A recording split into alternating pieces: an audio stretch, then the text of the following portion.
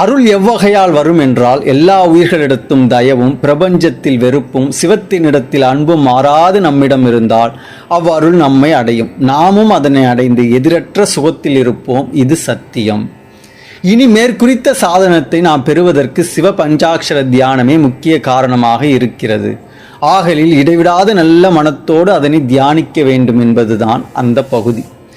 இதில் உயிர்களிடத்தில் கருணை என்பது பரோபகாரம், பிரபஞ்ச போகத்தில் வெறுப்பு மற்றும் ஆண்டவரிடத்தில் அன்பு என்பது சத்விசாரம்.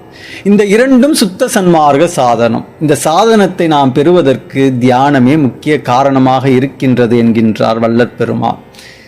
எனவே சத்விசாரம், பரோபகாரம் இது இரண்டு தான் சுத்த சன்மார்க்க சாதனம். அந்த சாதனத்தை பெறுவதற்கு தியானம்தான் காரணம்.